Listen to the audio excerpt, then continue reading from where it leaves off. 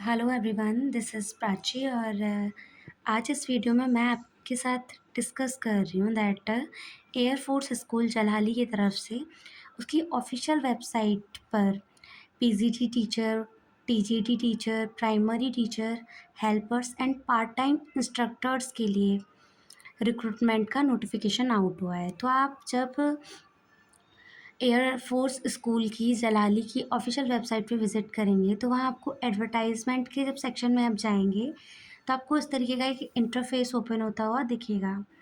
तो आपको ये स्क्रीन पे दिख रहा होगा, ये इसकी ऑफिशियल वेबसाइट के थ्रू नोटिफिकेशन डाला गया है, वही है। तो यहाँ लिखा हुआ है applications are invited for the under mention post in air force school Jalahalli. जैसा कि आपको पोस्ट दिख रही होंगी, इनके लिए एप्लीकेशंस इनवाइट किए गए हैं एयर फोर्स स्कूल जलाली की तरफ से। लाइक पीजीटी टीचर के लिए, जिसमें physics, economics, English, computer science, biology, physical education, इस तरीके से इन ये 6 सब्जेक्ट के लिए पोस्ट हैं और जिसमें आपको दिख रहा होगा वैकेंसी भी 6 है फॉर ईच, यानी 1 सब्जेक्ट के लिए। कैटेगरी के सेक्शन में लिखा हुआ है एम पैनल। फिर नेक्स्ट है आपकी टीजीटी मैथमेटिक्स के लिए, जहाँ सिर्फ एक ही पोस्ट है और एक कॉन्ट्रैक्चुअल है, it's not a permanent, it's a contractual. फिर आपका दे रखा है पीआरटी के बारे में, जहाँ ऑल सब्जेक्ट लिखा हुआ है सेक्शन में 1 to 5 के लिए भी। Know that PRT teacher 1 to 5 के लिए ही होते हैं। तो जहाँ आपका दे रखा है कि आपके पास डीएलएड हो, एनटीटी, बीएड, इस तरीके से। फिर आपका यहाँ 3 पोस्ट तो इसमें रेगुलर हैं और 5 पोस्ट कॉन्ट्रैक्चुअल हैं। वहीं हेल्पर की पोस्ट पे जाएँ तो टोटल वैकेंसी 5 हैं, जिसमें 1 रेगुलर है आपकी और 4 कॉन्ट्रैक्चुअल हैं। फिर नेक्स्ट 5th पार्ट दे रखा है आपका पार्ट टाइम इंस्ट्रक्टर्स में म्यूज़िक इंस्ट्रूमेंटल के लिए स्टेम लैब, फुटबॉल, वॉलीबॉल और क्रिकेट। इस तरीके से 5 पोस्ट हैं टोटल, यानी हर फील्ड के लिए एक पोस्ट हायर की गई है।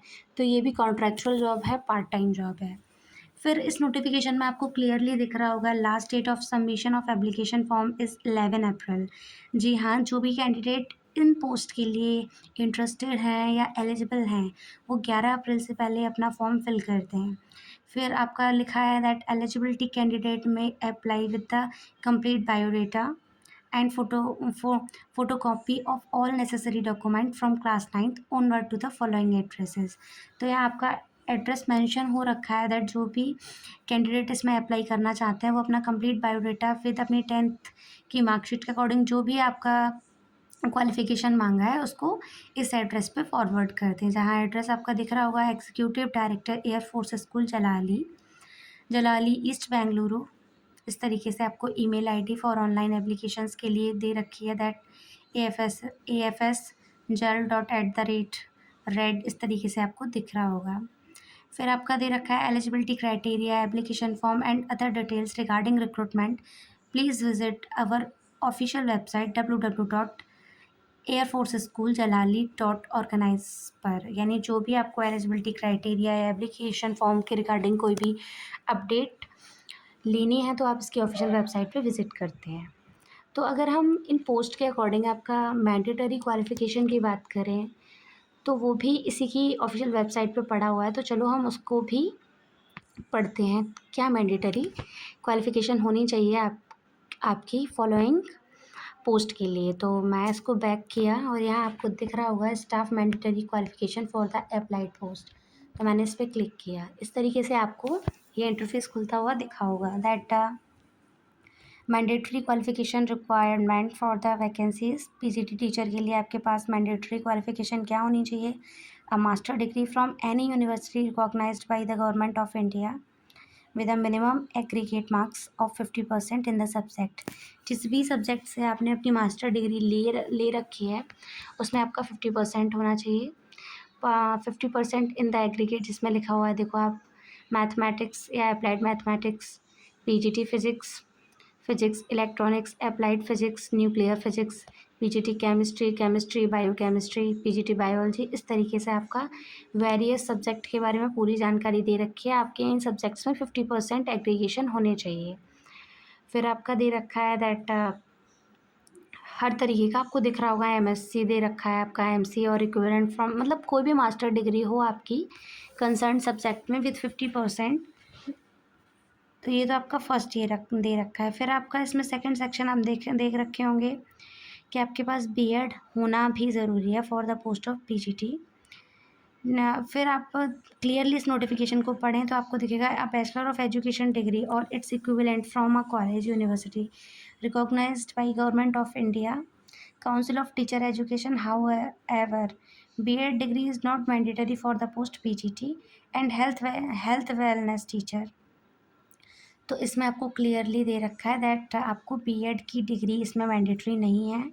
आप एमएससी के अकॉर्डिंग ही या आपने मास्टर डिग्री जो भी कर रखी है उसी के अकॉर्डिंग आप इसमें अप्लाई कर सकते हैं। फिर आपका इसमें एज ग्रुप की बात की है that 21 to 50 years age on 1 July of the academic year in which the post is being filled. इस तरीके से women's candidate and physically challenged candidate will be given age relaxation up to maximum of 5 years। और women's candidate के लिए और साथ के साथ फिजिकली जो चैलेंज्ड बच्चे हैं उनके लिए 5 years का रिजर्वेशन की भी बात की है। साथ में साथ आपको एक्स सर्विस कैंडिडेट के लिए भी कुछ यहाँ देख पढ़ने को मिल रहा है, तो आप इसकी ऑफिशियल वेबसाइट पे इसको पढ़ सकते हैं।